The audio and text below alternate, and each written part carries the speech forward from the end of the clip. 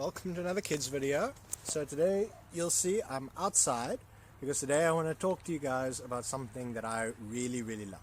So I've got like three big obsessions in life. I've got theology. I'm obsessed with theology, obviously. Superheroes. Okay, I wouldn't say I'm obsessed with superheroes. It's not like my house is covered in them.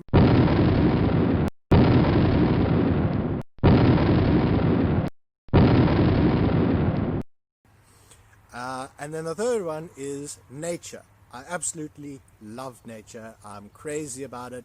In fact, for a very long time, I was wanting to make nature conservation my big career choice and wanted to spend my whole life, conserving nature and protecting nature. I know it's backwards, but that's his national diploma in nature conservation. Just saying. So our topic for today is that when we work together, we are blessed. And to show us an example of that, I want to take us to nature. I want to show us how that works in nature and how we can learn from that example. So a couple of you might know this thing, okay? It's called a Portuguese man of war, or you may know it as a blue bottle.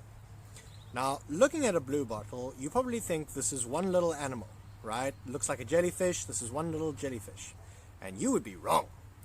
It's not actually a jellyfish. It's related to a jellyfish, but it's more like a cousin. It's called a hydrozoa. And what's really interesting about it is that it's not one animal, it's four animals working together. Okay, that's probably an oversimplification, but let me explain a bit. So in nature, things get more complicated as they go up. Okay, so we all start off, all of us are made up of cells. Okay, I'm sure some of you will have learned this. And then some cells group together and they make tissues, so like your skin, for example. Then they make organs, and then organ systems, and eventually you get an organism. Like you are an organism, okay? You're a whole lot of cells that have worked together to make tissues and muscles and organ systems, and eventually all of that works together and comes together, and it makes you an organism. Now, a Portuguese man of war, or blue bottle, doesn't worry about any of those things. It doesn't worry about tissues or muscles or organs or any of that. Instead, it's a bunch of these little things called zooids. And these zooids form into these four things called polyps. And these four polyps are what you see when you look at a blue bottle. You can see here there's the polyps that makes the float bladder. There's the polyps that actually eat and take in nutrients and food. There's the polyps that make the tentacles, and then there's the polyps that focus on reproduction and making more of them. And these four things work together amazingly and cling together in order to make this one animal thing that we see. It's not really even an animal, it's a colony. Okay, it's like a beehive on its own. That whole thing is kind of like a beehive. You can learn a lot from the blue bottle. Because you see, the thing is, none of those zooids would be able to work on their own. Each of them is able to do one thing really well, and they rely on the other zooids to do the rest for them.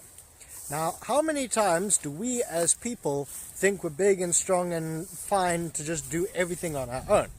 And we very quickly find out that we can't. Where am I going? There's water everywhere. We very quickly find out that we can't do everything on our own, and we need other people to help us.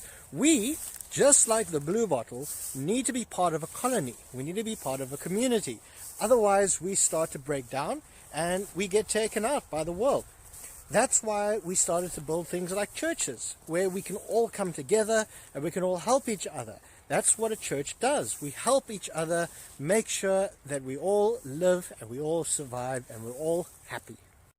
And so with that, I'm going to leave you guys, and I hope you will say a very special prayer of thanks to God for your family and for your friends, and I hope that you'll remember to be a friend as well. And I hope that you will remember that you can't do all of this alone.